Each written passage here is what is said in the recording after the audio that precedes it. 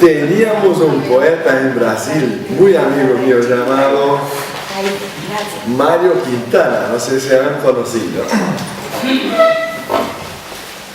Y él recibió un homenaje del prefecto de su ciudad para poner en el busto, se dice, la escultura de él en la plaza central con su imagen esculpida y un bronce abajo para poner un pensamiento. Y le preguntaron, ¿cuál es el pensamiento de toda tu obra que te gustaría de poner en bronce para la posteridad? Pero él era muy rebelde y irreverente, como a veces son algunos artistas. Y él sabía que el prefecto estaba haciendo campaña política con su nombre. Entonces estaba enojado porque el homenaje le parecía tendencioso. Y entonces él respondió, ¿qué pongo entonces? Un error en bronce es un error eterno.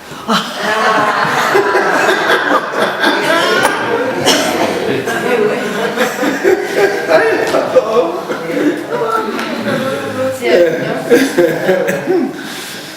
Ahí está.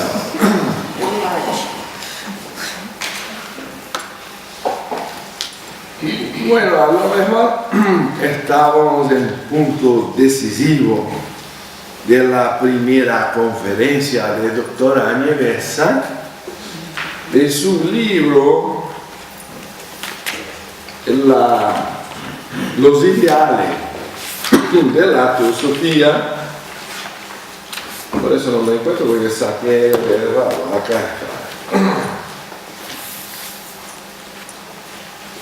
Y hemos hecho ahí en una edición en portugués, ¿verdad?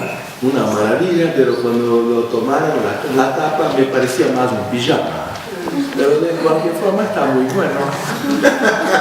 Lo llevamos a dormir como es. La despertamos con la sabiduría. Pero no son muy creativos los brasileños, ¿verdad? La vida. Son unos mercurios que llegan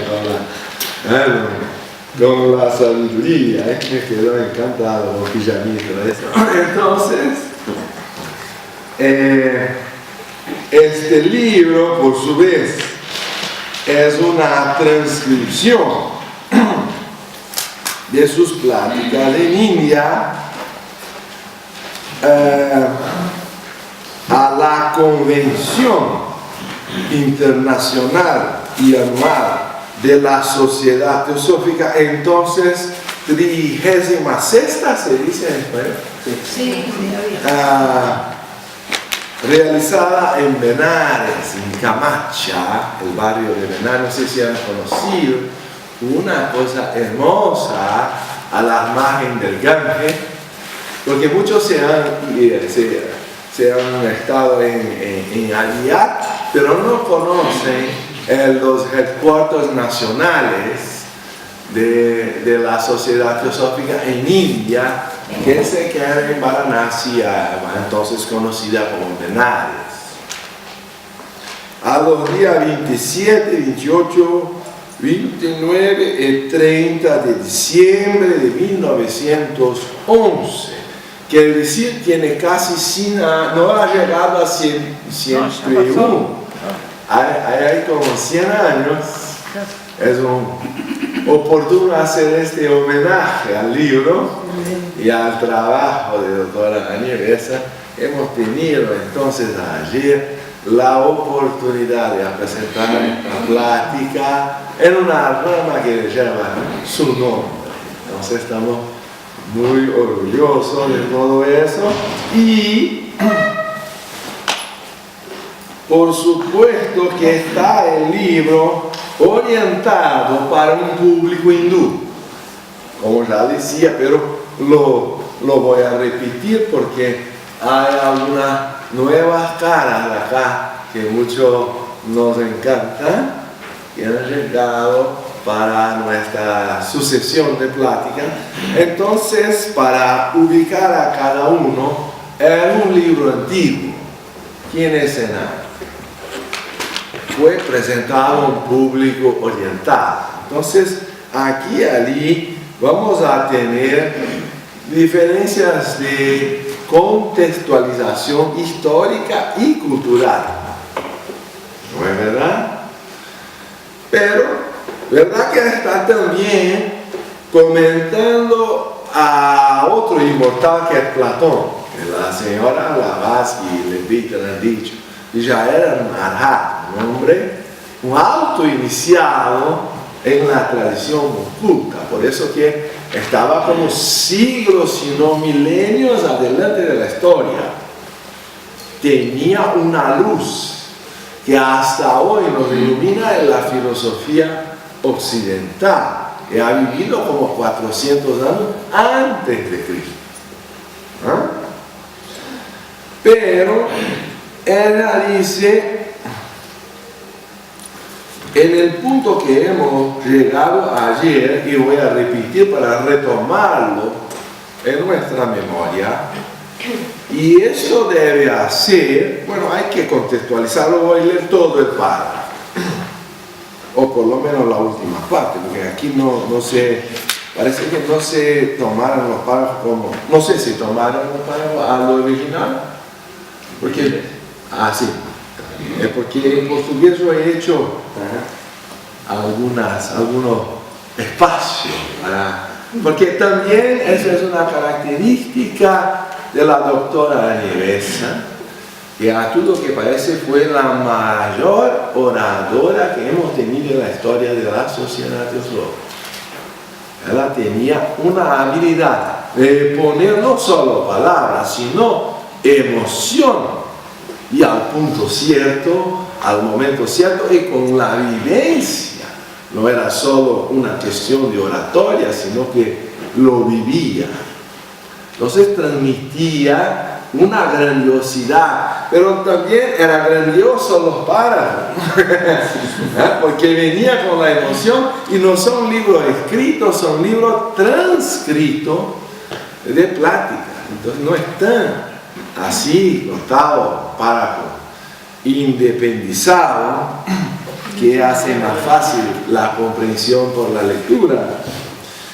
Lo ideal es que el mejor debe gobernar, pero ¿cómo encontrar a los mejores? ¿En qué página? Estamos al final de la 39. Es más o menos en esta altura, ¿no? Las 5 últimas líneas que nos ha apuntado ayer María Rosa. Tú mismo la encontraste. Ese es el problema. Si que toda la República de Platón sigue la conclusión que el mejor, el más sabio, es más virtuoso, es más capaz, debe ser el gobernante. Lo que hasta un chico yo creo que es muy lógico. No hay necesidad de una gran demostración. Hay necesidad de demostración para los adultos que ya están con la política distorsionada en su cabeza y lo creen que tiene que ser el más votado, el más popular y no el mejor. La dificultad que hemos encontrado acá es cómo poner el mejor al gobierno, cómo crear un sistema que pueda elegirlo y conducirlo al poder, porque elegirlo para después lo matar, si vamos a poner a Cristo en el poder, ¿será que dura un día? Yo le llevo una bomba, porque cuando un sabio toma el poder, no todos van a le gustar. Él va a tomar posiciones por los pobres, por la salud, por la educación, por todo lo que está. Si él es sabio. Y las cosas están como están porque hay intereses que así continúen, se mantienen. Entonces no es solo una cuestión de cambiar el gobernante, es que hay que cambiar el sistema que lo sostiene. Si no, no va a vivir. O va a encontrar una manera de hacer un impeachment, o lo más probable va a asesinar. Así es la historia. Hemos hablado de Pitágoras, de Sócrates y Giordano Bruno y otros que eran grandes sabios a su época. El mismo Cristo. Ser sabio, ser reconocido como sabio, muchas veces el camino de la muerte. ¿Ah? Una amiga mía muy idealista de Acuario me ha dicho, mira, yo estoy con un problema con una persona solamente porque lo he dicho la verdad. Dice que herida por mucho menos se mataran a Cristo. Es solo decir la verdad cuando tiene un problema. Hay que encontrar una manera muy curva y al momento oportuno y abajo de la escalera, sin testigo. Quizá que la verdad es esa, como poner como hipótesis. Y cuando uno habla de la verdad hay consecuencias. Si uno está mintiendo, ahí no hay problema. Es más un mentiroso, no hay diferencia. Los tres, los otros lo hacen. No hay amor por los animales, hay una convencionalidad que el medio ambiente está nos afectando, entonces por eso lo preservamos, si no, que se van al infierno. Entonces no, puede parecer a uno que es lo mismo, eso ya hemos conquistado, ya somos ecológicos. No es verdad, la óptica es completamente distinta. El punto de vista no es de la sabiduría, es desinterés personal, es antropocéntrico, no es universal, no respeta la ley de Dios por la naturaleza.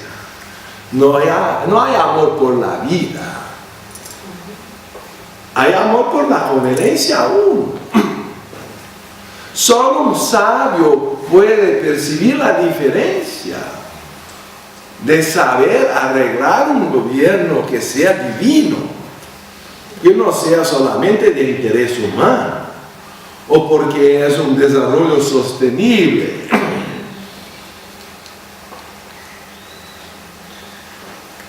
Por elevado que sea, en la misma vida se manifieste, en que esa misma vida no se manifieste, no hay otra vida que la suya. No hay otra conciencia que la suya, no hay otra voluntad que la suya, no hay otro actor excepto Él. Solo hay una vida, una conciencia, un poder, que es la vida, la conciencia, el poder de Ishvara.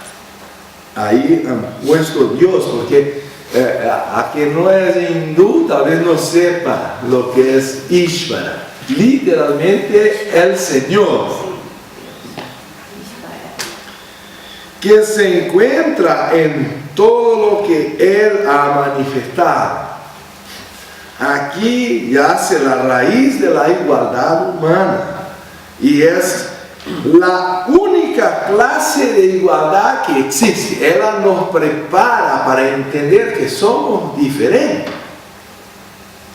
La igualdad que hay es espiritual, pero a la verdad, de hecho, en las relaciones somos distintos. Y el Estado tiene que administrar las diferencias, no querer padronizar a uno. Algunos tienen una concepción, a mí me parece muy errónea, que la teosofía ha venido para ser una religión universal que va a reemplazar todas las otras. No vamos a tomar todos una ropa gris para hacer ahí Tai Chi Chuan en la Plaza de la Paz Celestial en conjunto, y lo que no haga se va a ser encadenado porque está fuera del padrón. Ahí tenemos un chiste de Joaquín, ahí tenemos muchos chistes de portugueses en Brasil, no sé por qué, pero ¿verdad? Que Joaquín había creado una máquina de barbear, afeitarse, Sí. automática. Una maravilla. Y el carioca, que simboliza ahí el más astuto de los brasileños, con mucho... Bueno, conocen el Río de Janeiro, no voy a explicar.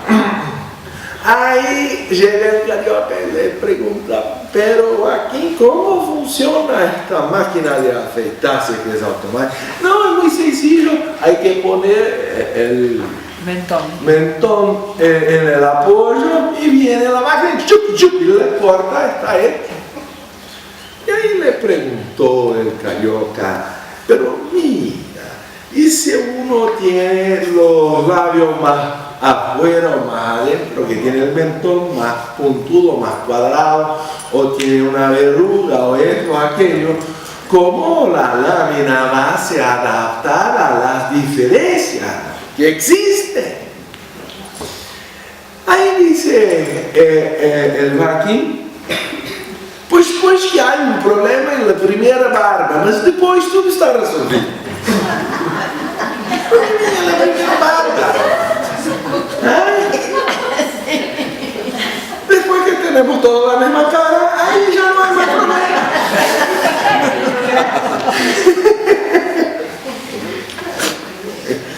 El comunismo quiere hacer eso con nosotros, quiere dar a una hinchada, un libro, un pan. Yo descubrí en Cuba que el comunismo no era bueno a personas altas. Bueno, largo de la pantalla. Ahí todo está patronizado. Entonces, no. Ahí que me daban un pan por la mañana. Lo miraba, mi dimensión. Y había un hueco existencial. Y por supuesto que los chiquitos que recibían pan estaban más que satisfechos. Pero había un pan para cada uno. Si yo sacaba un pan del otro, el otro iba a morir de hambre. Pero que ni siquiera era proporcional a la dimensión de uno. Entonces, si todos reciben la misma ración como si fueran caballos, el que es mayor va a sufrir más. ¿No es? Es una cosa tan obvia. Y yo no necesito la hinchada, pero necesito 10 libros más. Porque mi función es distinta de la otra. El otro quizá va a necesitar más que una hinchada. Hay más herramientas que necesita. Y no solamente una, porque la misión de él es otra. Entonces, bueno, ahí que se quedaron como 1 o 2 meses racionando, ¿cómo se dice? ¿Arroz? Sí, arroz. ¿Arroz? Por eso no encontraba la palabra, es la misma. Arroz. ¿Cuál será la palabra? Es arroz. Ahora uno tiene que decir el millo, no es maíz. Ahí se quedaron haciendo un racionamiento del arroz por 3 meses para dar a mí a Puig 3 almuerzos. Y cuando llegué al 4º día y la visa no estaba vencida porque Ulises no miraba la línea, que eran pequeñas, y decía visto múltiple excepto si viniendo de Cuba. Ahí nos quedamos más 3 días sin visa. Pero no volvemos a los cubanos, nos fuimos a un hotel porque sabían, ellos no percibieron porque ya nos le decían chao y estaban dentro del aeropuerto cuando nos dejaron ingresar. Ahí nos quedamos ocultos en Cuba por 3 días los teólogos para no crear dificultad a ellos, porque iban a querernos alimentar sin tener cómo. Ellos se prepararon por 3 meses para nos dar 3 almuerzos. Entonces nosotros no comprendemos esas cosas acá en Brasil, con la fruta y todo encima de la mesa. Es que no nos quedamos solamente en hoteles, no vivimos como cubanos viven, por lo menos por 3 días. Y ahí la realidad es muy distinta de la realidad del turista, ¿no? Porque Cuba es un esplendor, pero se quedó en Habana Libre, que es la versión comunista del Hilton. Alola. Ahí tiene todo, es una maravilla. ¿No? Y eso era el 91 cuando tenía subsidio de los rusos. Ahora no hay subsidio. No voy a decir más nada. Entonces son idealismos que no respetan hechos. La doctora Bessa dice que la primera cosa es administrar hechos. No podemos los idealistas querer imponer que somos todos iguales, porque no somos. Porque uno es alto, otro es bajo, uno necesita un alimento, otro lo que hace bien a uno puede hacer mal a otro. Queremos darle lo mejor, entonces voy a poner todo lo que me gusta en el chico, pero el chico tiene que tener su alimentación porque es chico. Ya no todo lo que me es saludable va a ser a él. Al principio necesita de leche, no voy a dar chocolate a un recién nacido. Sería una locura. Él no tiene estructura para digerirlo, él tiene otra necesidad, sus órganos están aún en desarrollo. Al contrario, dije que después de los 3 años de edad, ya las enzimas que digieren la leche no tenemos. Hay pesquisas por los intestinos que se sacan los órganos digestivos, que hay prueba de que no están digeridas las leches, y continuamos comiendo la leche como si fuéramos babies, y ya pueden estar intoxicados porque es tan bueno el dulce de leche. Pero ahí estamos después con hipertensión, con eso por aquello, las venas ya están tomadas de todo tipo de cosas que ya no es adecuada a nuestra edad, pero continuamos comiendo cosas que no son adecuadas. No estamos respetando la diferencia del cuerpo nuestro en el tiempo. Nosotros tenemos también diferencia con nosotros mismos. No somos los mismos que hemos ido a 20, 30 años atrás. Ahí tenemos guardada cada foto, y cuando uno entra en Facebook no reconoce el amigo porque la foto en Facebook es de 30 años. Digo, ¿cómo era bella la señora? Y otro dice, ¿quién es? ¿No te acuerdas? No, mira. No es posible, no es verdad. Ahí está Facebook. Sí, exacto. Y que Crates tenía esto, Heráclito decía que no se toma baño 2 veces en el mismo río, pero él tenía un discípulo más radical. Parece que siempre era un discípulo que es más radical que el maestro. Y ese Cratilo entonces decía, no se toma baño ni siquiera una vez en el mismo río, porque durante el baño el río se cambia.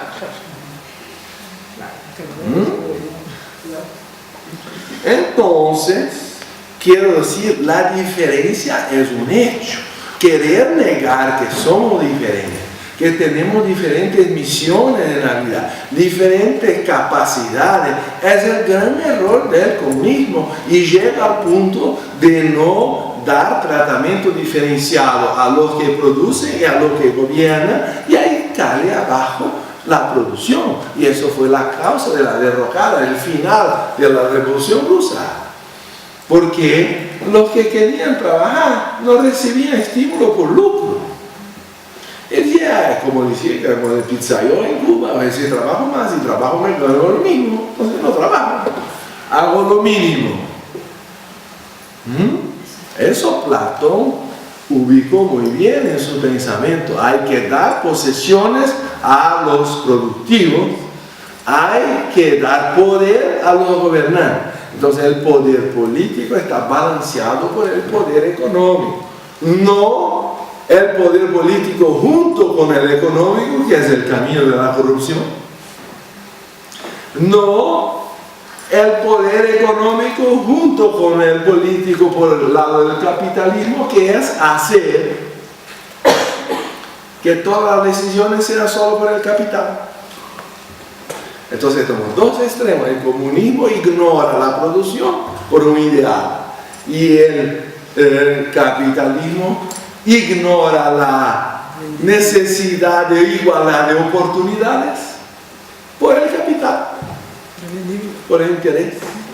Un Estado tiene que ofrecer igualdad de oportunidades, no imponer igualdad a sus ciudadanos. ¿Lo perciben la diferencia? Porque somos todos divinos, merecemos todas las mismas oportunidades. Pero el provecho que cada uno va a sacar de la oportunidad es individual y es por merecimiento. No vamos a pasar todo en la escuela porque da lo mismo. Hay que ver lo que merece pasar y el que merece retornar a hacer de nuevo. Porque si se saca el mérito, es el camino de la destrucción del Estado, porque se introduce una injusticia. Es una contradicción a una ley universal que es la ley del caos. Si contradicimos una ley universal, creamos el caos.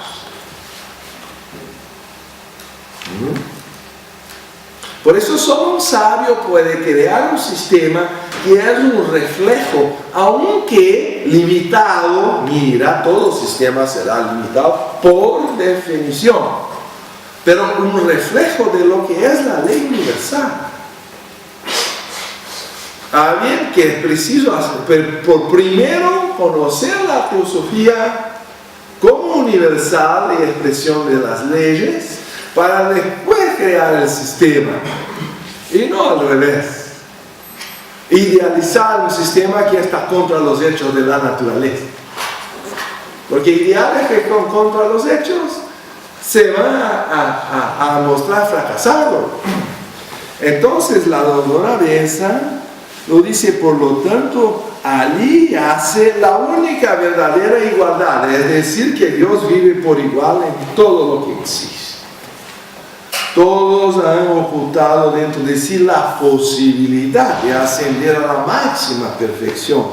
Todos tienen la certeza de la perfección final, la apocatástasis de orígenes, la salvación universal al final de un sistema solar. Pero en el curso de la evolución, y ese pero es muy importante, en el curso de la evolución, en la larga cadena evolutiva de la vida, aparecen las desigualdades. Vamos a tener un que es un santo incorruptible y otro que es la encarnación de la corrupción. ¿Cuál de los dos vamos a elegir? Y aún que él sabe se mascarar como si fuera el otro, porque son buenos actores de teatro, son profesionales, se han preparado y se fueron elegidos por su capacidad teatral, no son amadores. Es un hecho que se olvida demasiado a menudo por quienes hablan de igualdad. Sin embargo, miren alrededor de ustedes, ubíquense imaginativamente en la puerta del nacimiento, como las almas multitudinarias presionan para encarnar en nueva forma. Y uno entra en una forma sana y fuerte y otro es de una forma contaminada con gérmenes de enfermedad hereditaria. Fue el hecho de la plática de ayer. La ley del karma ya está ubicada en el momento que se toma un cuerpo. Y ahí podemos leer eso, por supuesto, después. Yo creo que ella es muy clara en todo eso, pero ella dije, todo lo que se necesita para hablar la verdad es un corazón puro, un intelecto despierto y una mente limpia. Página 35. Estas son las condiciones que deben cumplir todos los que anhelan conocer la verdad. La verdad que es Brahman, lo eterno. Nadie tiene derecho a imponer ninguna otra condición en la búsqueda de la verdad, pero, por otra parte, al imponer un credo, se pueden crear hipócritas. Al imponer un credo, se pueden crear hipócritas, pero jamás conocedores de la verdad.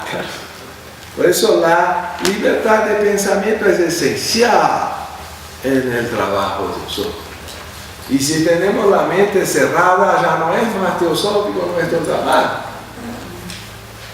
Es necesario darles instrucción a las almas jóvenes, las que deben ser enseñadas por los mayores. Estas almas necesitan la enseñanza. Así que se encuentra la religión dogmática, pero la instrucción dada al alma infantil no es conocimiento hasta que se asimila.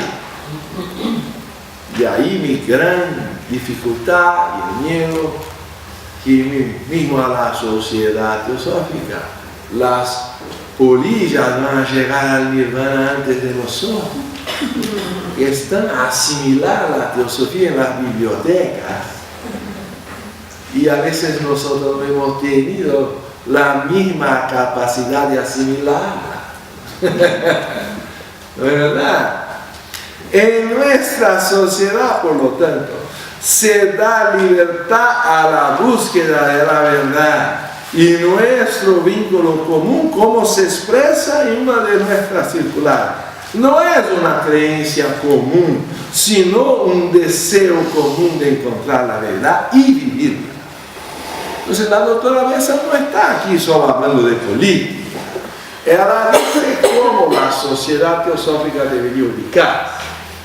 Y ahí voy a dar a ustedes la experiencia que tenía yo, porque en cuanto fue vicesecretario y secretario general después de la sección brasileña, se implementó un sistema estatutario que era el reflexo inspirado del sistema de Anievesa. O sea, la sociedad teosófica en Brasil tiene reglas basadas en los antiguos panchayats de la India. Entonces puedo decir, hemos hecho un experimento. Voy a decir que lo que he dicho antes, el sistema nunca es perfecto. Porque tenemos que tener entonces personas perfectas. Pero el sistema puede ayudar mucho. No tenemos elección del secretario general por voto directo. En Brasil es un secretario de consejo. Ahí vamos a ver varias consecuencias que llegan. No estoy diciendo que sea lo mejor para Argentina, estoy diciendo que hemos hecho un experimento y puedo compartir con ustedes la ventaja y la desventaja porque las he vivido. La conozco por experiencia y no por ideal.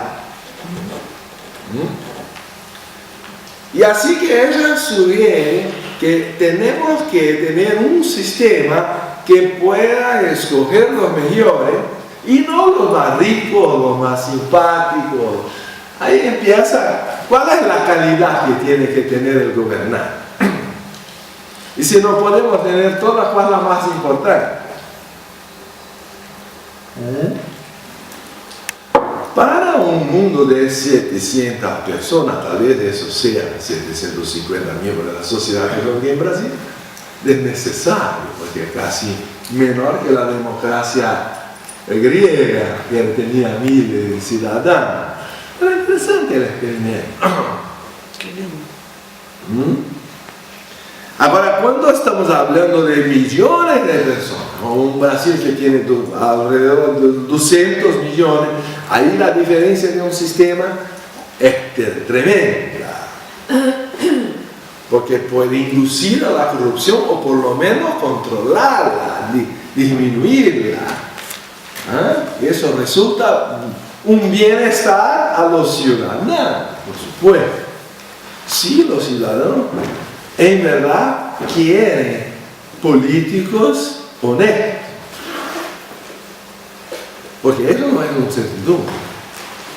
Pero después de que nos vamos a quejar. En Brasil no hay seguridad de eso. Ha habido casos que estaban más que comprobados, que el hombre no era honesto, pero lo reeligieron. Acá igual. Entonces, ¿qué voy a concluir? Que el problema ya es cultural. ¿Queremos el mejor, el más virtuoso, el más honesto? ¿O queremos que se quede como está porque me gusta aquí, porque me da lo que quiero? Ahí está. Entonces voy a reelegir lo mismo. O sea, no. Allá dice, roba más fácil. Roba pero haz. Acá se dice lo mismo. Bueno, entonces no vamos a escoger el mejor, vamos a escoger lo que está ahí. Estamos acomodados a un sistema ya corrupto. Sí. Y cuando tenemos ahí un funcionario muy cercano de mí, que recibe el doble, se presentan al Estado como sin trabajo, que reciben un subsidio, pero también trabajan en las casas de las personas. Entonces están recibiendo 2 salarios. Y si tú vas a decir, no, entonces no te pago, él no viene más. Entonces lo correcto sería que no recibiera, él no viene también. Porque ahí reciben los 2. Es una persona que a lo mismo, cuando va a elegir en la elección, va a querer que todo se mantenga como está. ¿Verdad? La corrupción ya está en el pueblo, entonces elige un corrupto. Ahí está la ley del karma. En Brasil se dice, cada povo tiene un gobierno que merece. Acá también. Es la expresión del karma de la política. Cada pueblo tiene el gobierno que lo merece. Acá también. Entonces, si no hay un cambio de mentalidad, no adianta tener discursos sobre el sistema, pero voy a hacer el discurso del sistema. Es que no hay oposición. Ahí empieza. La segunda gran idea sobre la que se basa nuestra sociedad es que las emociones de un hombre evolucionando son mejores guiadas por ideales inspiradores más que por códigos legales. Eso es muy interesante y por supuesto por eso estamos haciendo una defensa del ideal. En Brasil tampoco hay oposición. La pizza se divide en trozos que se da a cada ministerio, entonces cada partido tiene un ministerio. Todos contentos. La única diferencia es que el que gana la elección gana el trozo mayor, Claro. pero da los menores a los otros para que tenga sustentación política y así lo reciben lo que quieren y no van a ser poner. ¿Verdad? Porque están recibiendo. Claro que reciben menos. Entonces, para la elección parece que son buenos. A la televisión hablan de otro y esto. Y al día siguiente de la elección, entonces ya que lo perdí, le da el ministerio tal. Ahí está bien. Hecho. Ahí tiene aquel ministerio, el otro tiene aquel otro, y ahí hay 5 partidos, pero ninguno es oposición, porque cada uno tiene un ministerio.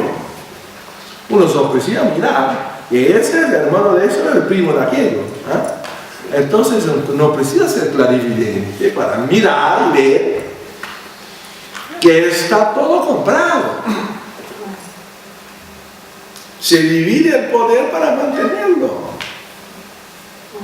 La diferencia del que gana la elección es tener el trozo más gordo. Las otras partes de la pizza es por proporción. ¿Quién es cuánto? Tenemos 10 diputados. Entonces te doy. Ahora el otro partido no tiene 100 diputados. Bueno, entonces para acá el trozo es mayor. Porque necesito de los votos de él. Y si tiene mucho poco, a eso no voy a dar nada. Deja de ser opuesto. Pero ahí no tiene fuerza para posicionar. Y no es incomún que ahí se conviertan para el otro partido que da el trozo a ellos. Y entonces cambian de partido y ahora está todo ahí. La única oposición se disolvió. No hay más. Divide y triunfará. Ahí está Maquiavel. Entonces, ella habla de una gran fraternidad de las diferencias que se había dado a procurar acá. Es pues la única igualdad verdadera, a de que Dios vive igual por todo lo que existe. Ya hemos leído. Ahí ella va a llegar a un punto fundamental, que es la fraternidad aplicada al gobierno. Es el tema de nosotros hoy.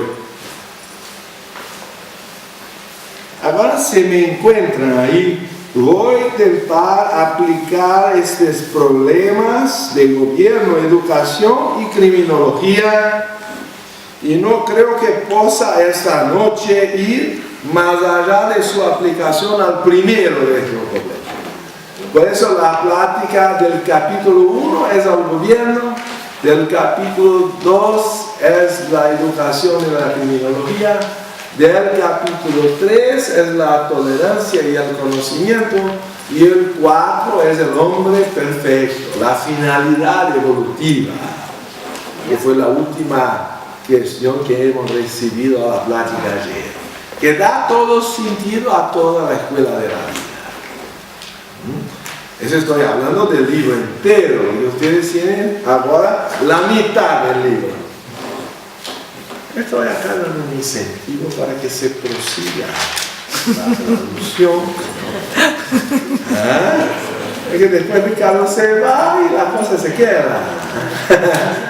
Y creo que el doctor Abesa necesita tener su centenaria palabra ya traducida. Son palabras que están esperando 100 años aquí dormida. Ella habla del Manú. ¿Encontraron la pasaje? No. Todavía no.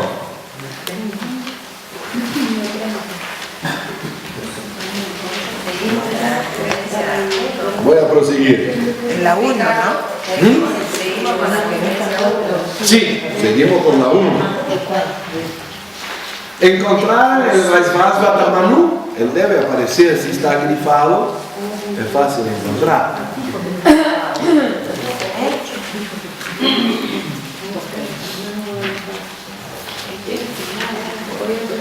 En la página 38, donde empieza el párrafo arriba, voy a tratar de aplicar. 28. 38. Ahí está. Encontramos a la 38. Ahí eso merece ser leído porque es el punto. Le pediré por un momento que me recuerden el viejo ideal del gobierno de India. Él ahora va a tomar el contexto ancestral de la cultura hindú. Por eso digo, es una plática que hay que adaptarla a nuestra realidad. Pero en India eso es una realidad para ellos, por lo menos histórica. Bueno, no ser actual, pero histórica, cultural. En gran medida como estuvo organizado por el gran Manu Vaisvasvata, un rey, un consejo, ciertos gobernadores y el pueblo, 4 niveles. Y el modo de encontrar al rey no era lo que incluso actualmente algunos indos piensan, que él estaba a poner que mismo los hindúes no conocían su propia historia. Lo que pasa en general en muchos puntos, no solo en India. Y me perdonan, nuestra civilización es derivada de los griegos. Entonces, por el paralelo, lo que el doctor Abesa hacía con la ley de Manu, que tenía unos 5.000 años o 10, estoy yo haciendo con la República de Platón. Y no es incomún que nosotros tampoco conocemos nuestras raíces griegas. Porque Brasil, ¿verdad?, que tiene, no llega a 200 años de independencia. A 200 años atrás, el emperador le daba sesmarías, tierra por decreto. Tenía esclavitud, bueno, ¿era eso una civilización o estaba en el Far West? Entonces, que cuando vamos a hablar de historia, tenemos que ir a los griegos, porque esas son las raíces de nuestra cultura. Pero en la escuela no nos enseñan.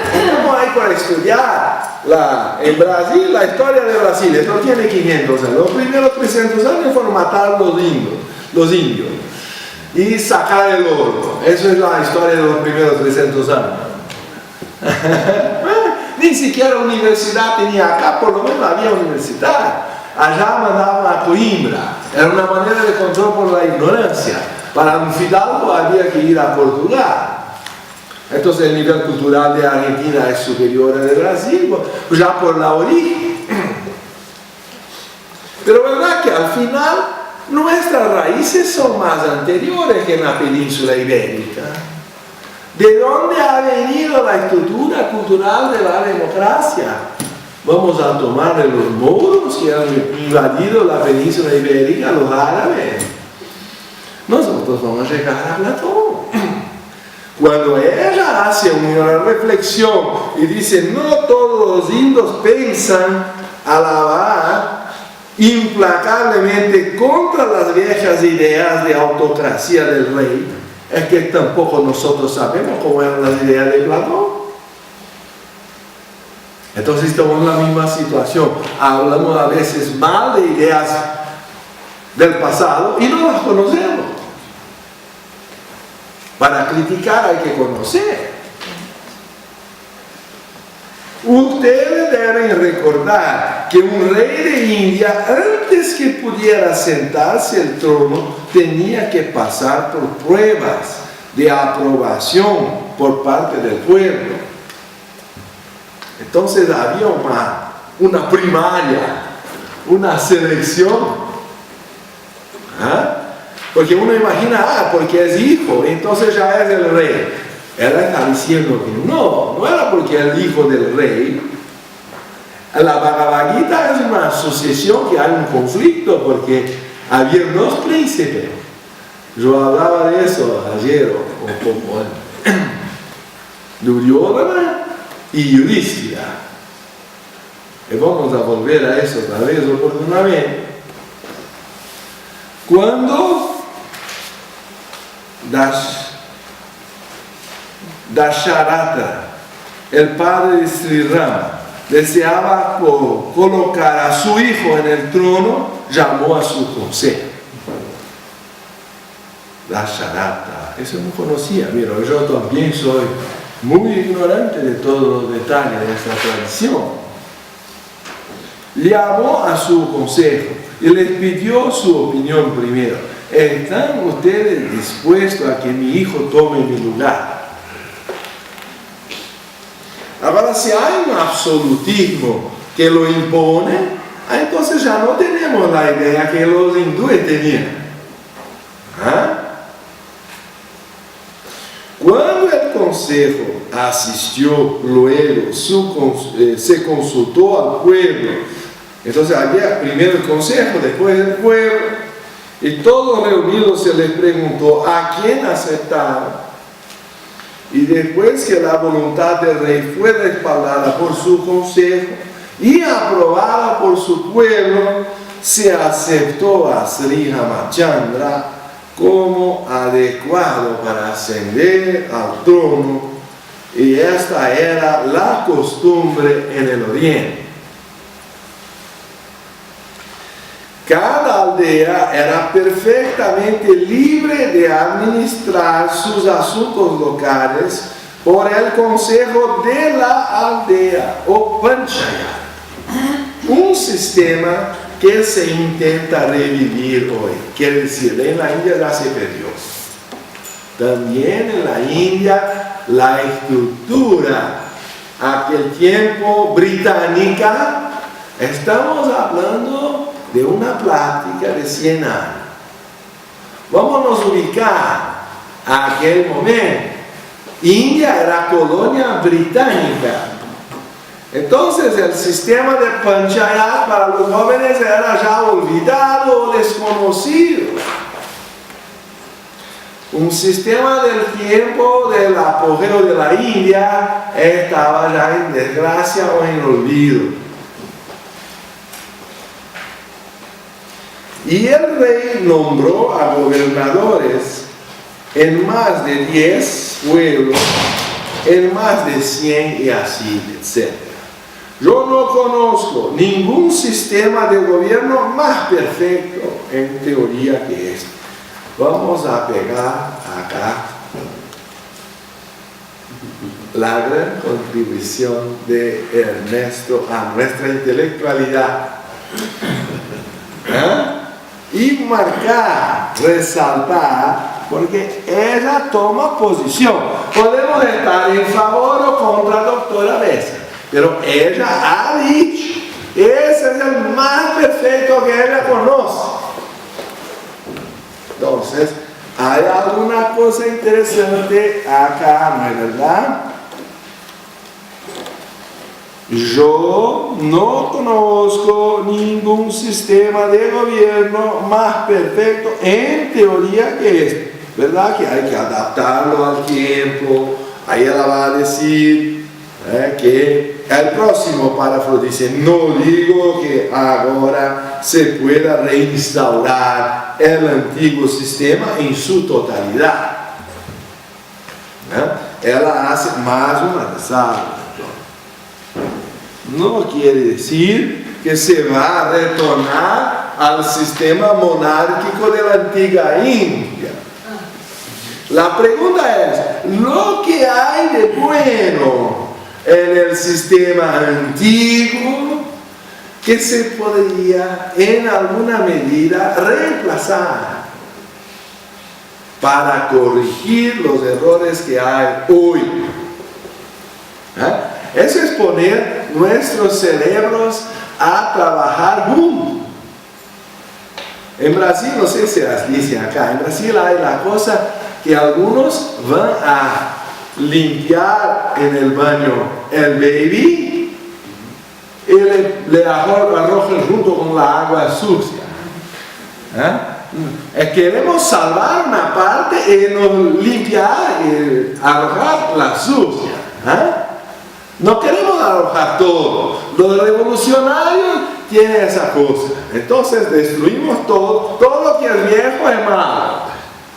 ¿Será que en las antiguas monarquías hindúes no había nada bueno? Todo era corrupción. ¿O será que había menos corrupción que hay hoy? Ahí está. Vamos a pensar que un país como Singapur, la verdad, tiene casi un rey. Eso. Alguien va a decir que es una dictadura, Pero mira cómo funciona bien y cómo todas están felices porque el Estado está bien. Entonces se conoce, son cosas actuales, no son los modelos democráticos de los Estados Unidos que están a regir Singapur. Van a dar ahí un viaje, no es tan largo, para ver lo que se ha hecho allá. No, porque tenemos ya un rechazo. Si es monarquía, es malo. Lo que hay en la monarquía que puede ser bueno, lo que hay en el sistema del Panchayat, que era democrático a su término y puede ser hoy también. Esa es la pregunta que la doctora Besa está.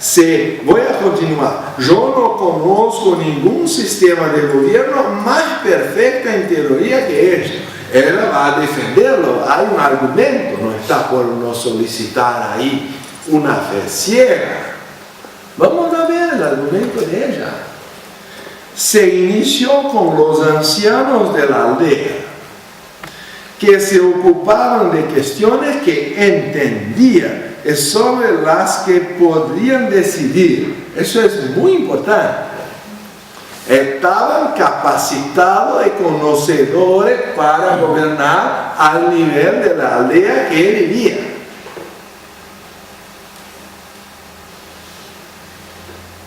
Había sobre ellos un gobernador de una clase superior elegido para orientar, organizar y dirigir los asuntos más importantes.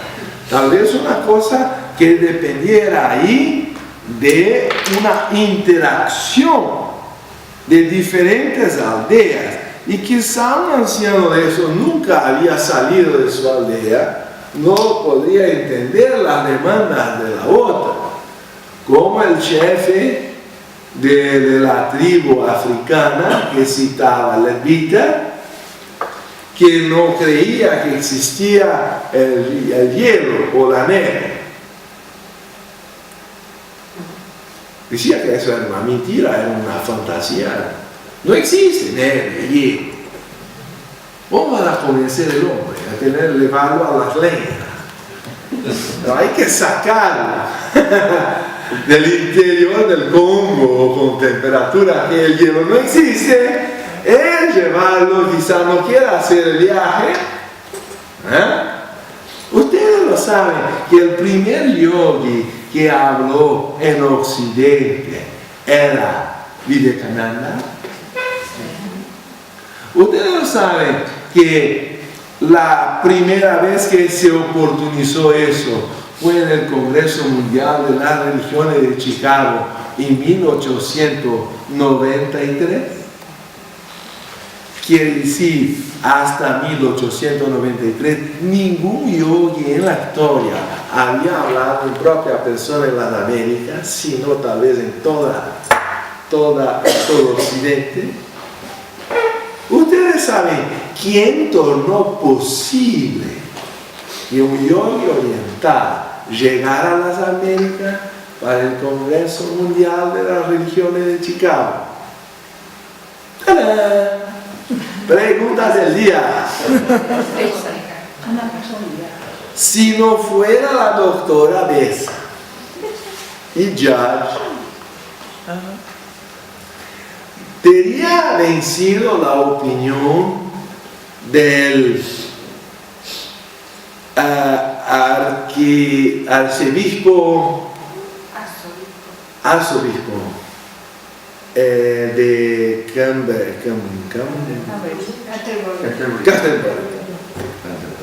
que es el Papa de los ingleses? Vamos a dar nombre a las cosas, de la iglesia anglicana. ¿Saben lo que decía este señor a aquel momento histórico de 1893? No inviten a nadie de afuera del cristianismo, porque afuera del cristianismo no hay salvación. Entonces el Congreso Mundial de la Religión es para cristianos, por supuesto y obvio. ¿Cómo se va a tener duda de una cosa tan sencilla? Se van al infierno, ¿por qué los vamos a invitar?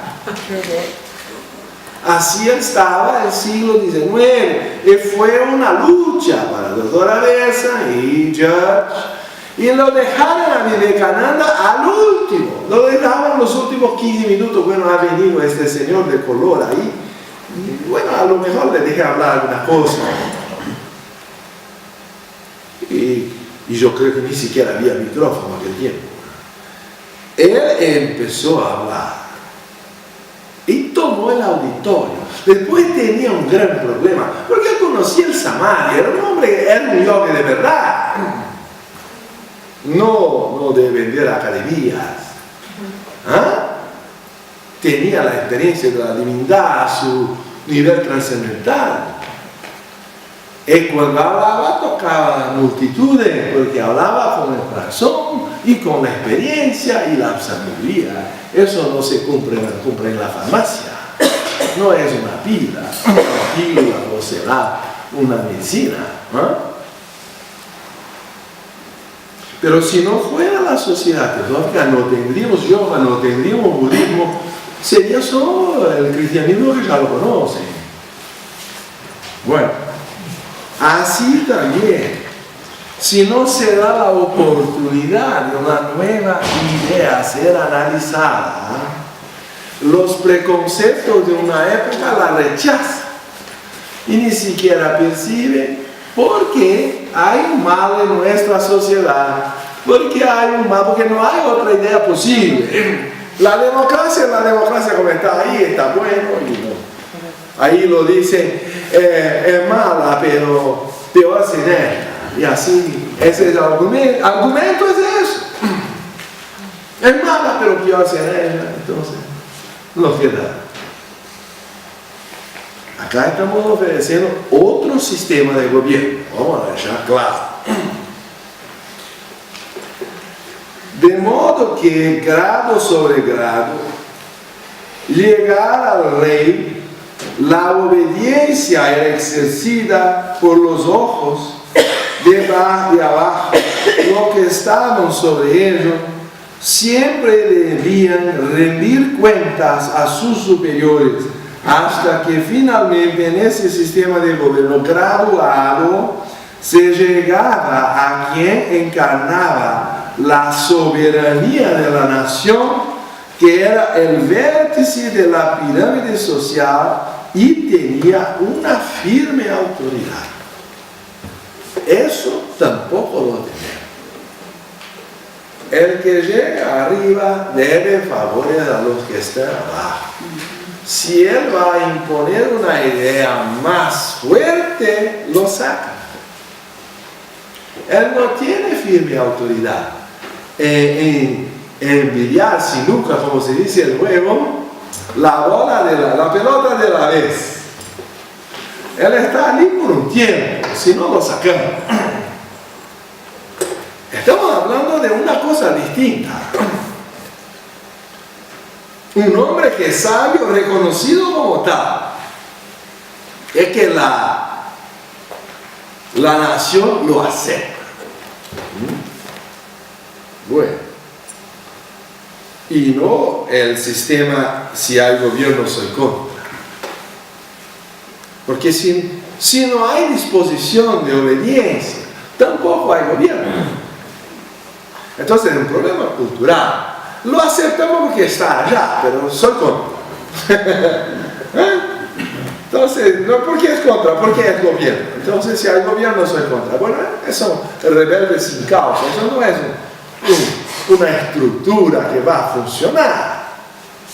No somos una nación, entonces. Él está criticando todo, ¿verdad? Bueno, vamos a proseguir. No digo que ahora se pueda reinstaurar este antiguo sistema en su totalidad. La historia no avanza hacia atrás. He encontrado ayer por la primera vez en mi vida que yo hablo y hago conferencia de 1977. Esos son como 35 años. Nunca me han preguntado si es posible reencarnar para atrás. Fenómeno en mi vida.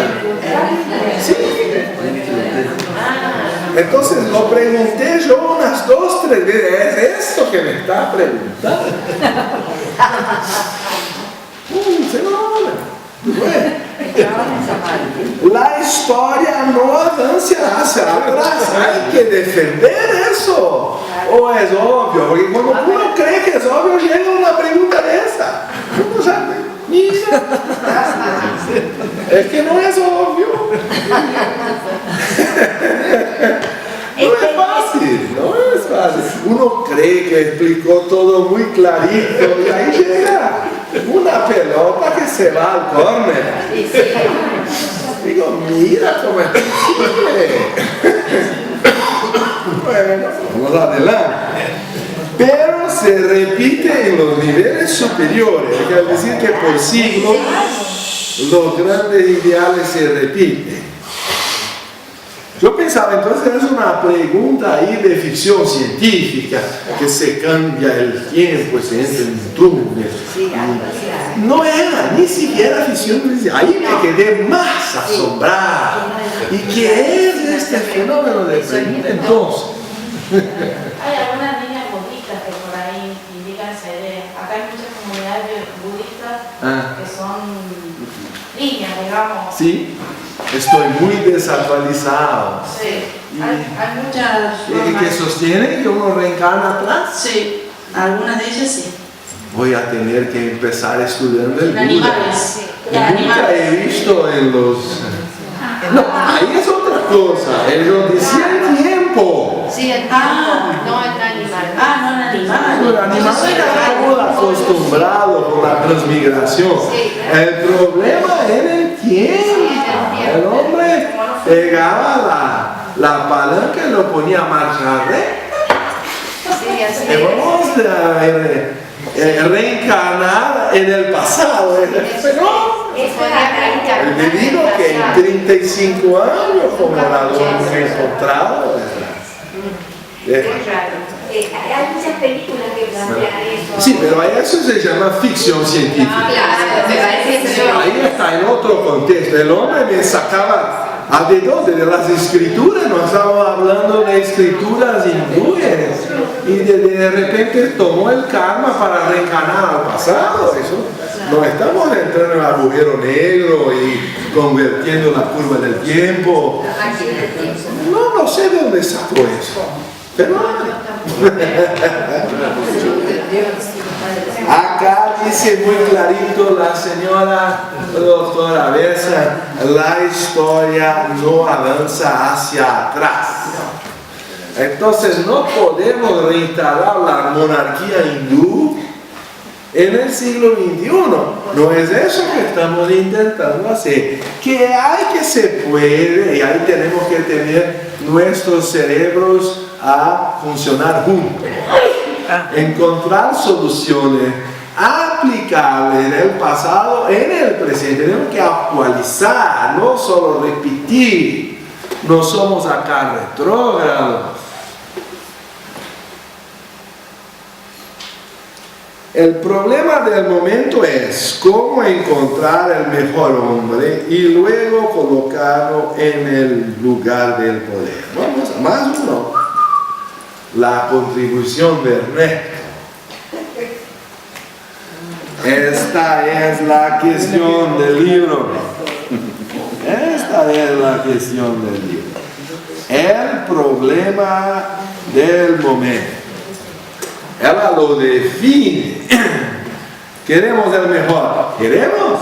¿Lo aceptamos? Bueno, entonces, ¿cómo hacer? ¿Cómo poner el hombre, que es lo mejor, en la posición que tiene autoridad?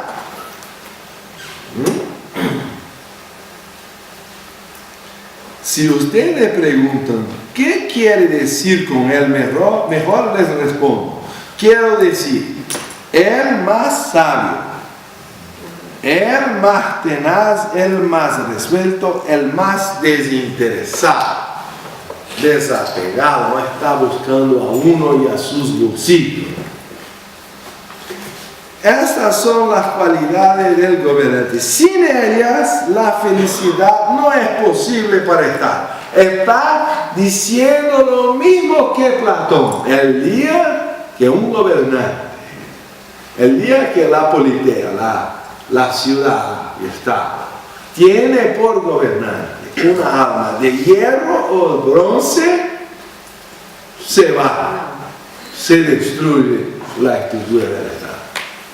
Se va a la falencia, la insolvencia, lo que sea. Y con el fin de permitirles a todos que participen en la orientación de los asuntos que les afecten más directamente, parece necesario comenzar por una pequeña unidad. Vamos acá usar más una vez. Parece necesario comenzar por una pequeña unidad. ¿Por qué no una rama teosófica? ¿Por qué no una sección? ¿Por qué no un continente?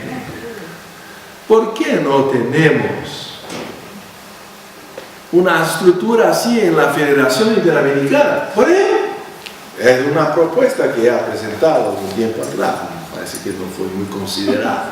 Estamos acá, ¿no es?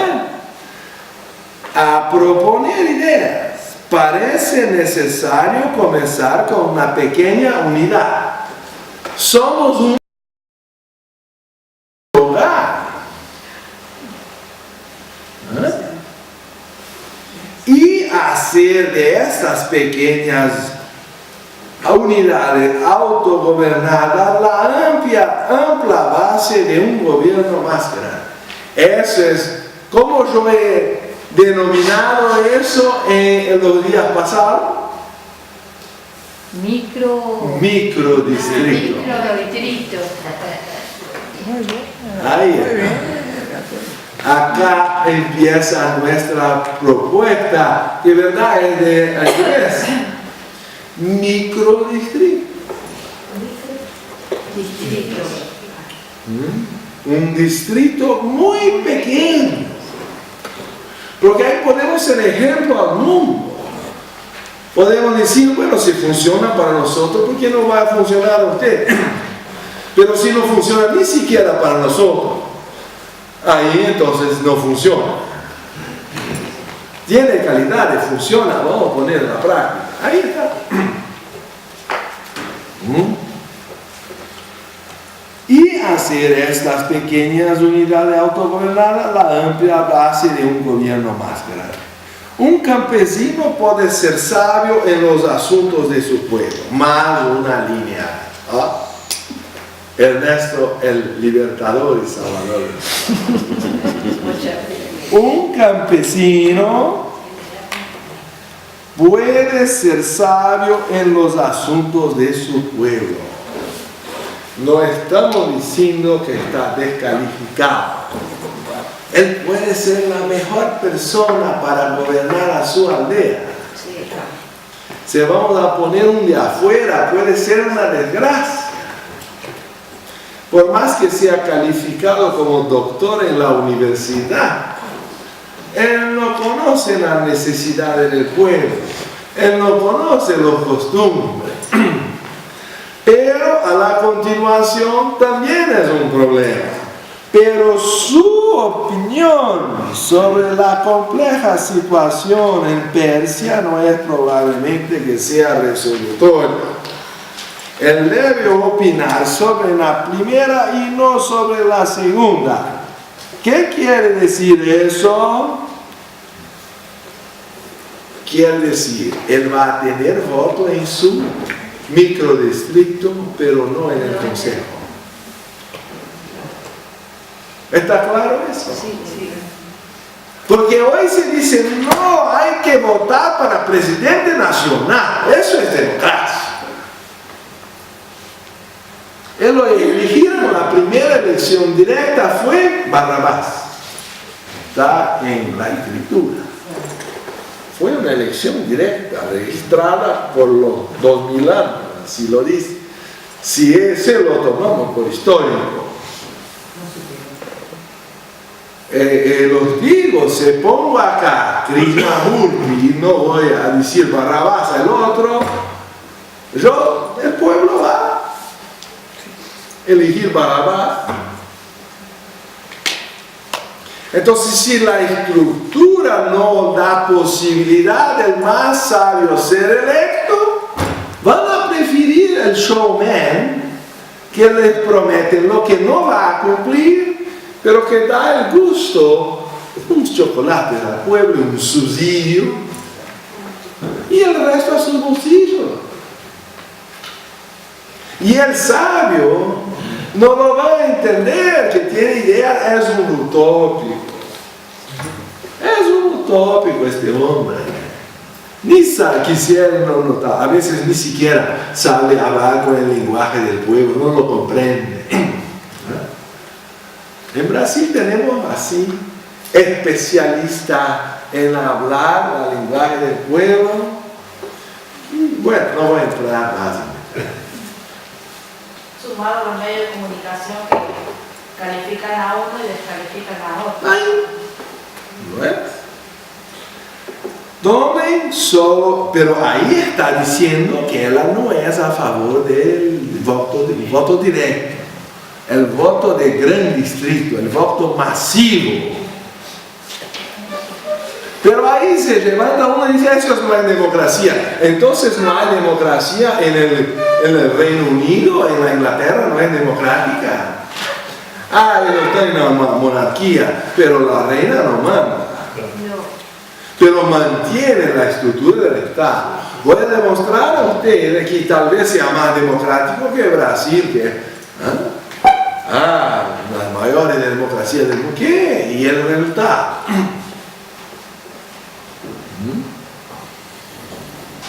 Tomen solo por algunos momentos los problemas prácticos que afronta Inglaterra hoy. Ella era una ciudadana inglesa, entonces ahora va a dar un paralelo de política de su época.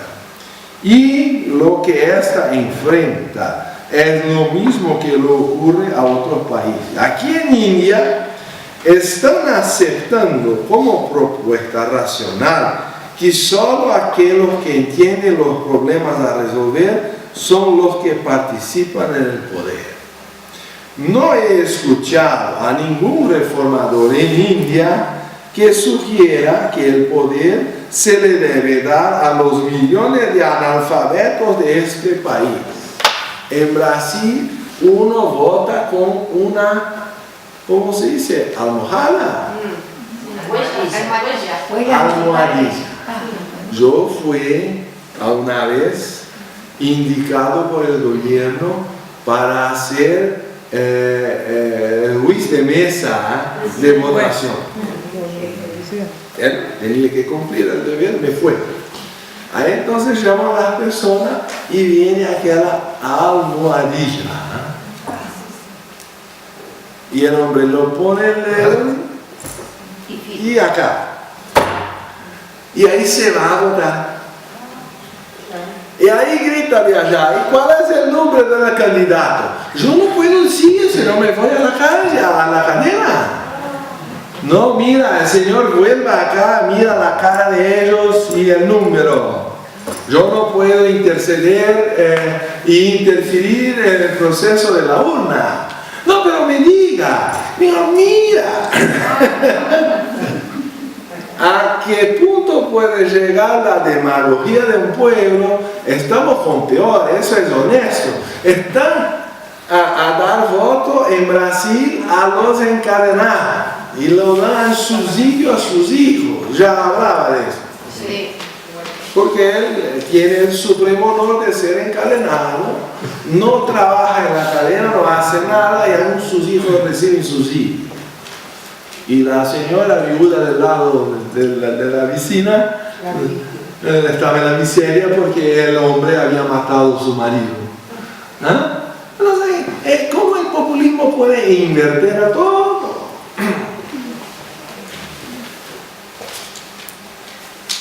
En la India sugiere que el poder no se debe dar a los millones de analfabetos de estos países. Una persona, ¿cómo va a escoger si no tiene información? Los que tienen a veces no eligen bien. Ahora van a decir, eso es antidemocrático. Es antidemocrático porque el país no da condición de educación para que todos sepan leer. Ahí está conectado la primera falla de un país cuando no da la educación como prioridad del Estado. Entonces es un círculo vicioso. Ahí, porque no hacen lo que deben, después dicen que sería democrático en los analfabetos votar. ¿Y ahí qué pasa? Van a votar en los descalificados. ¿Cómo van a escoger el más sabio? Está en un círculo que no conseguimos salir.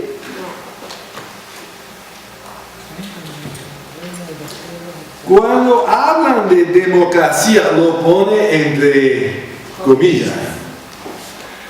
Significa el gobierno de la clase educada.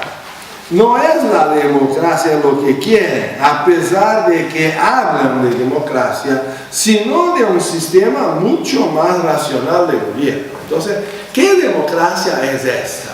Porque hoy cuando se dice que una cosa no es democrática, lo rechazamos. Pero ¿qué se define con esta palabra? ¿Hacia dónde conduce la verdadera democracia en el occidente hoy?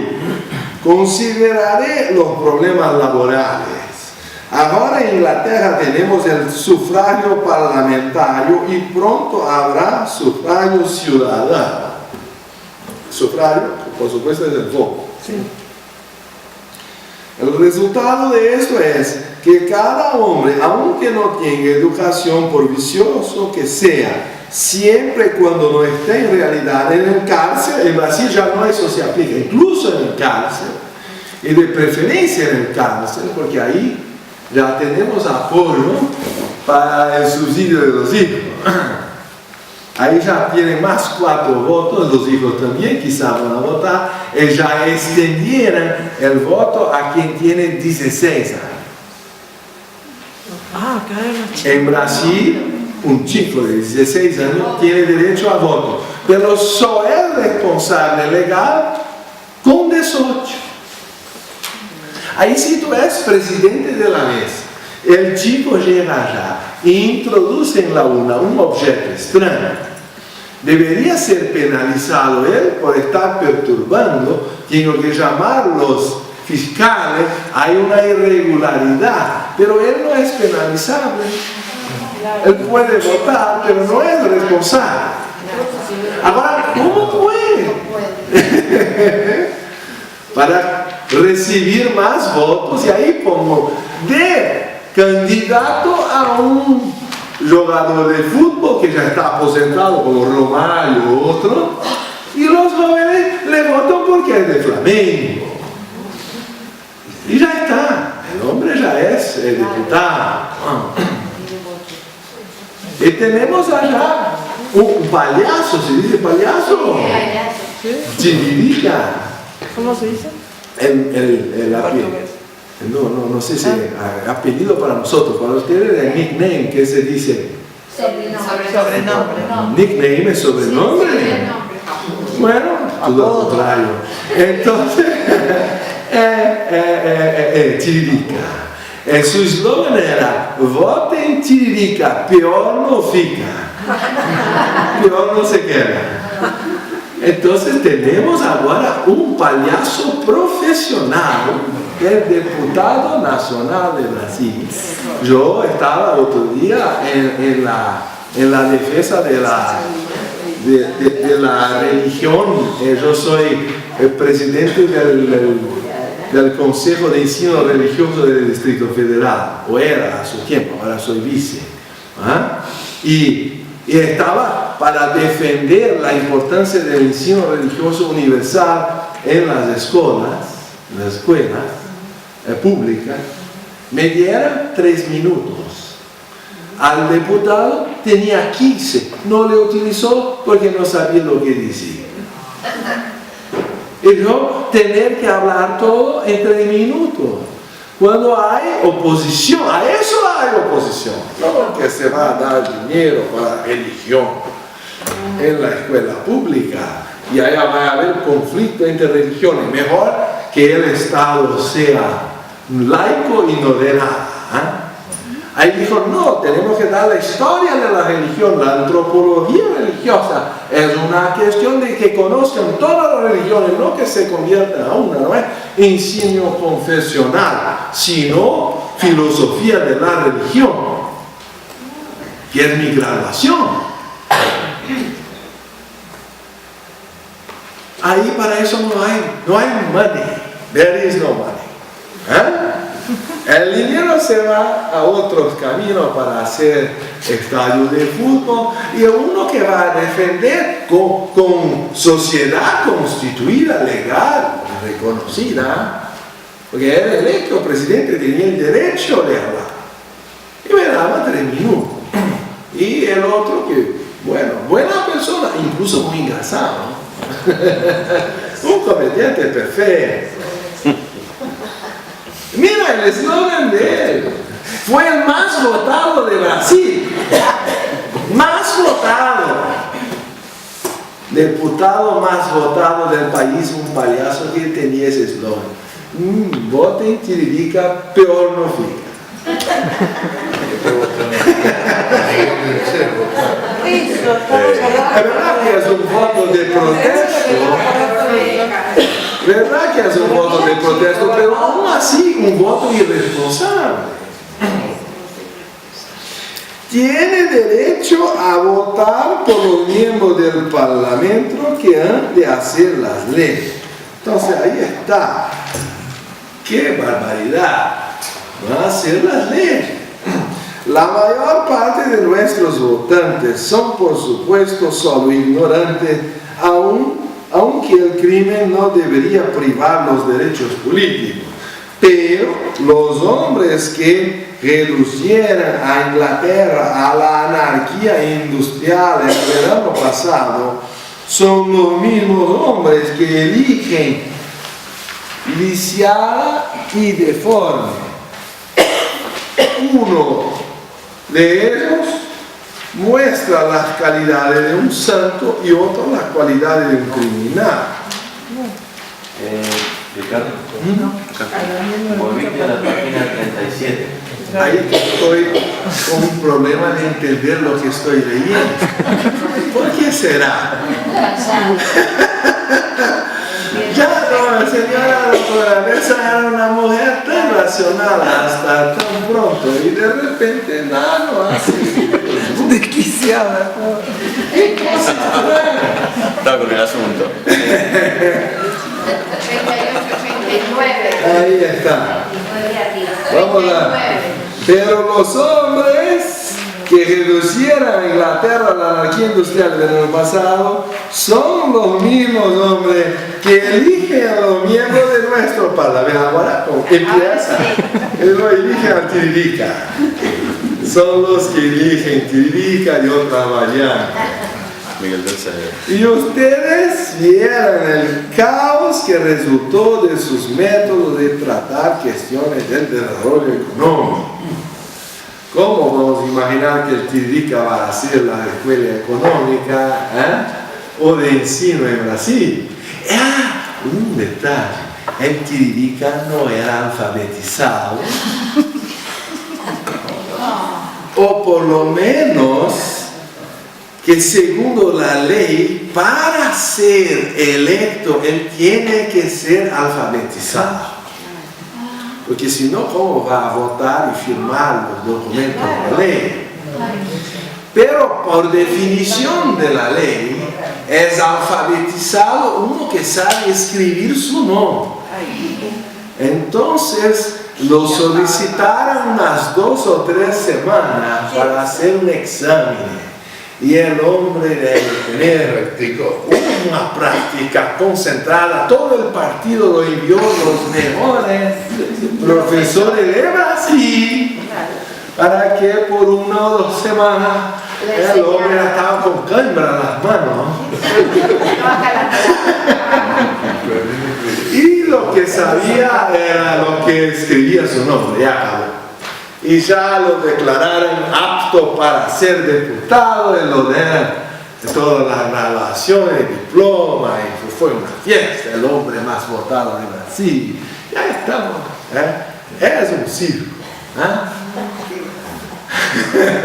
Ahí se decía, se criticaban a los brasileños que vivían en Brasilia, la capital federal, y decían que era corrupto, que era una payasada.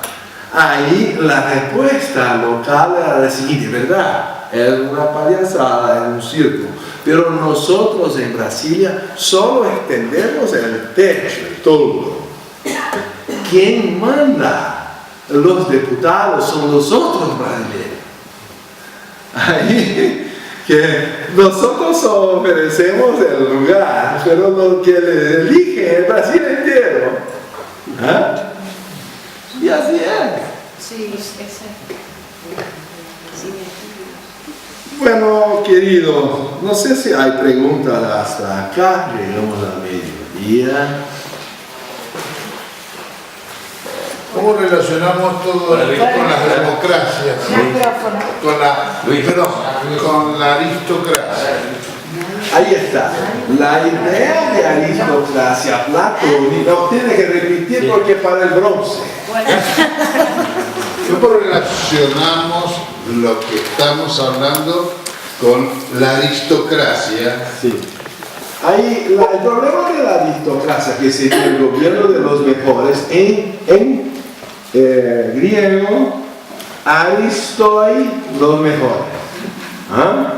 Aristocracia, un gobierno de los mejores.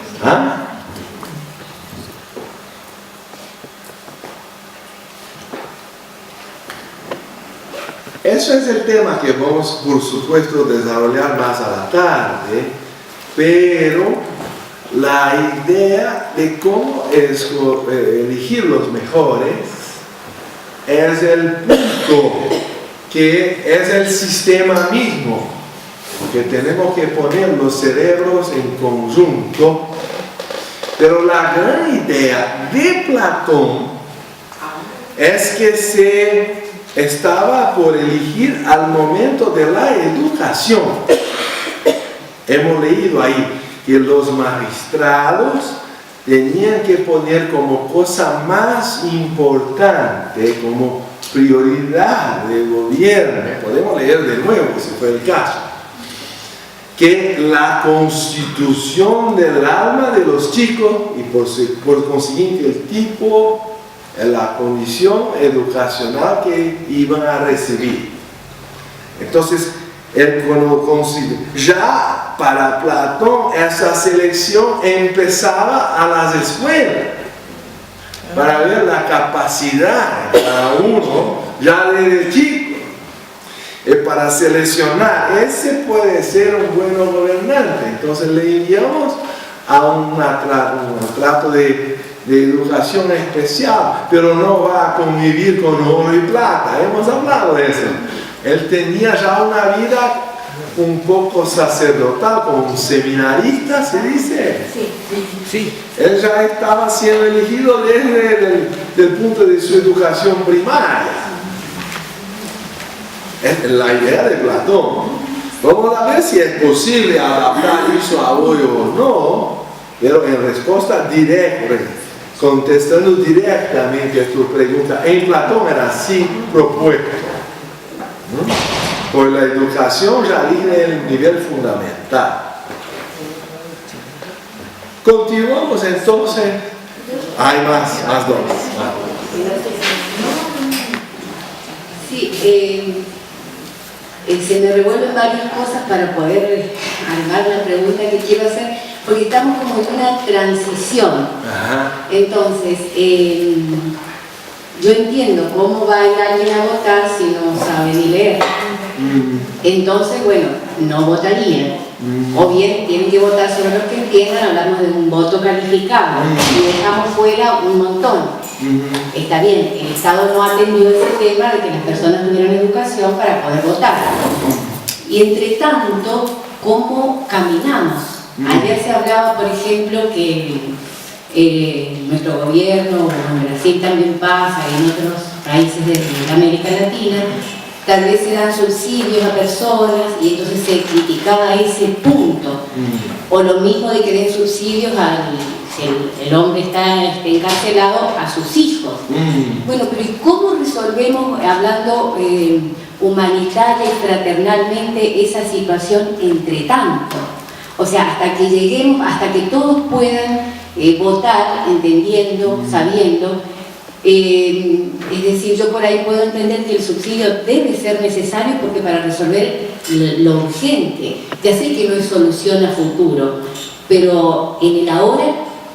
Yo no soy contra el subsidio, eso sería una locura, porque un desempleado tiene que recibir alguna cosa si un Estado es fraternal. Estamos hablando de fraternidad aplicada al gobierno. Si es fraternidad, todos tienen que recibir un sueldo, mismo cuando están desempleados. El problema es que la manera que se ha utilizado el subsidio con finalidades políticas es que es la vergüenza.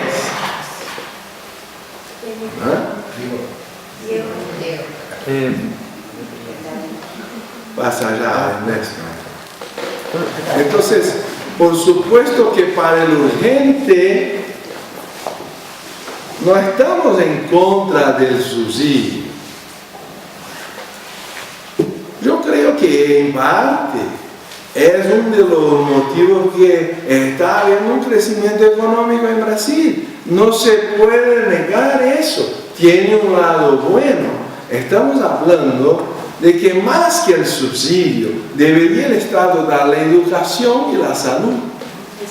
Tal vez mismo antes que en el subsidio, o junto con el subsidio, pero no el subsidio para callar la boca del pueblo y no dar lo necesario, como un sustitutivo de que el Estado debería hacer. El Estado debería dar la educación, debería dar la salud.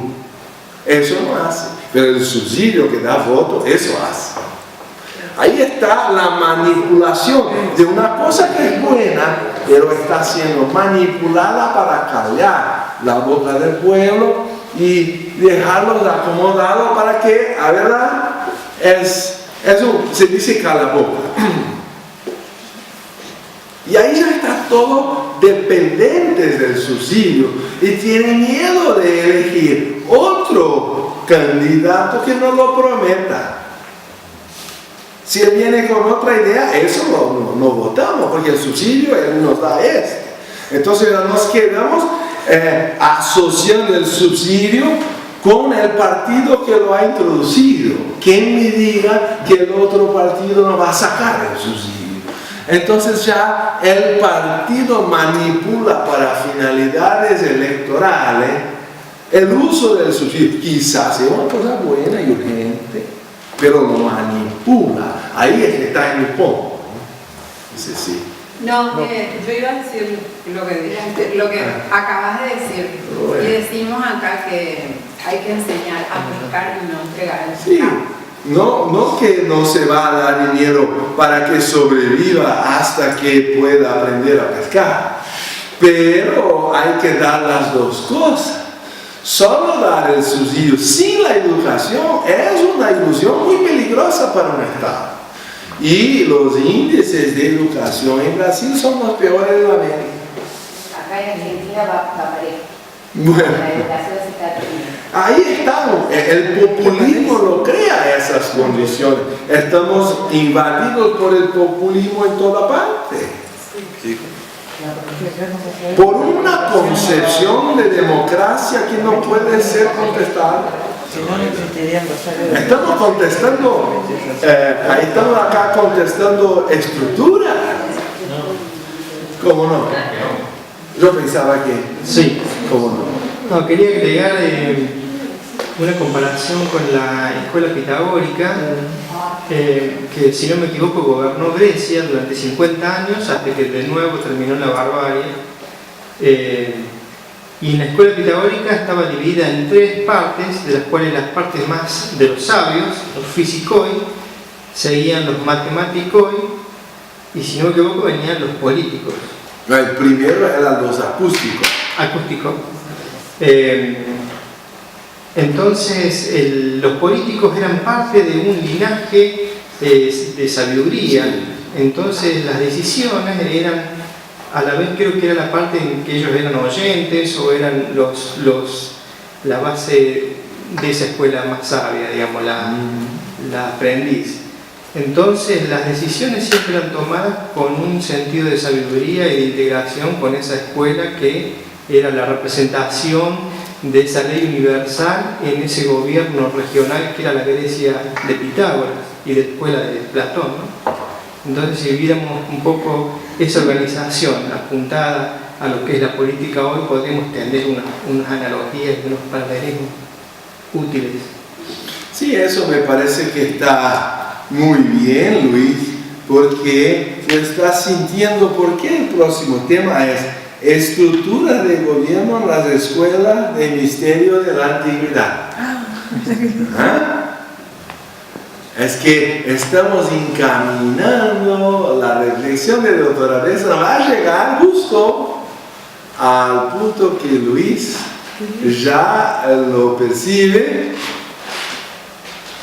y que vamos a desarrollar a la tarde. ¿Está bien? Gracias.